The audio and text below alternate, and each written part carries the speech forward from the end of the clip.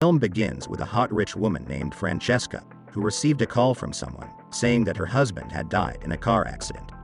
She kisses her daughter goodbye before leaving. Francesca visits the hospital with her lawyer, Cesare, to see the body of her husband. The death of her husband leads her to fall directly from heaven to hell. The funeral is attended by her husband's friends, who believe they have a chance because Francesca is a widow now. The next day, Cesare informs Francesca that her husband's company owned hundreds of millions of debts due to the long-term deficit. Her husband also has stopped his insurance. As a result, she is currently struggling with corporate debt and compensation for the car accident her husband was responsible for. In order to put food on the table, Francesca decides to swallow her pride and work as a clerk in a luxury boutique, where she typically bought her clothes. She is assaulted as soon as she begins working and decides to quit. Without any source of income and is left with her husband's debt, Francesca begins selling her husband's yacht, other expensive items, and even her expensive clothes.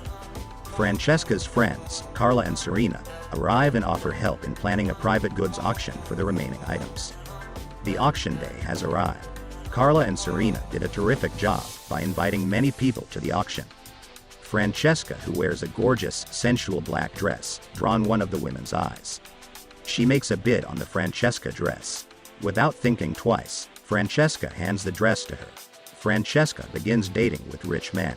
The first is the leader of the political party. He has a family, but if Francesca agrees to be his mistress, he will pay her 100,000 lira a month as living costs. Francesca refuses. The second man makes a solid first impression on Francesca by giving her an expensive diamond necklace. But after the man leaves for a phone call, Francesca gets the creeps when she accidentally sees his fake teeth in the glass. She tells Carla and Serena about this man and they all laugh about it. When Carla leaves, Francesca notices that her fur coat is in Carla's closet. Francesca was furious when Serena revealed that Carla had stolen it from the auction. So later that night, she secretly calls Carla's husband to come to her house. She seduces him and they make love. She sets him up and threatens to reveal this affair to Carla if he doesn't take her coat.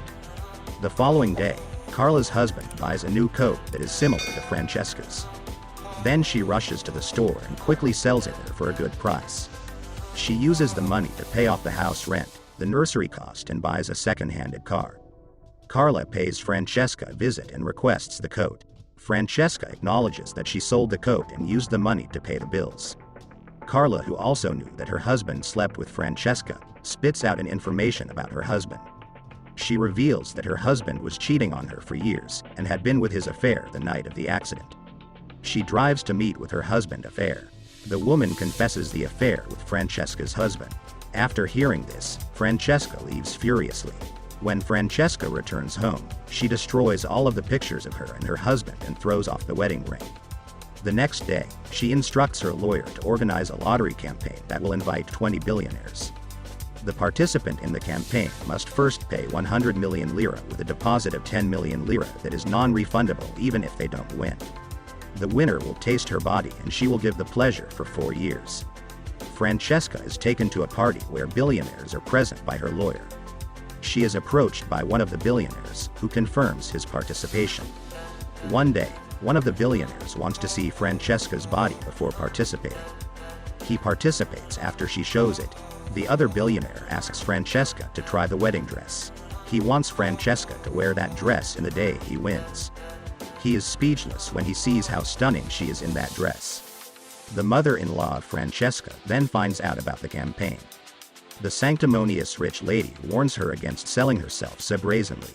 Francesca considers it quite ridiculous that her mother-in-law does nothing as she tries to pay off bills and nearly loses her house and her daughter.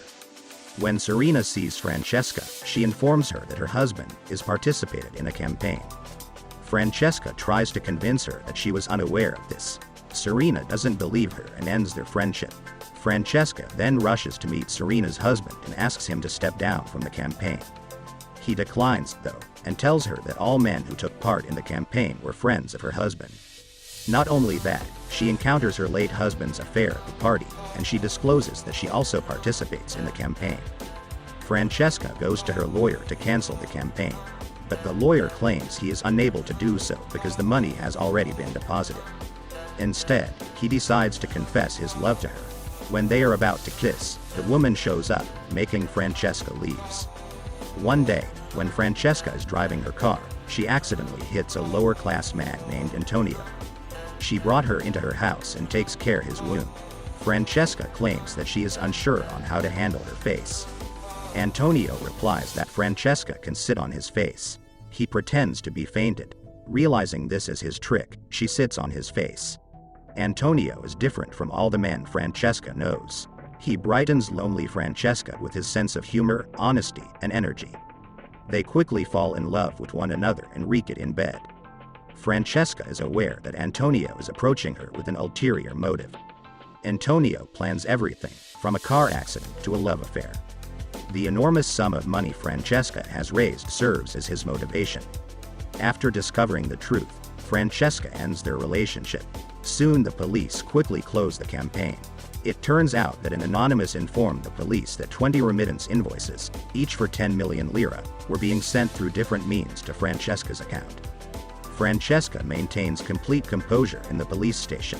She explains that she and her daughter have a lot of debt as a result of her husband's death.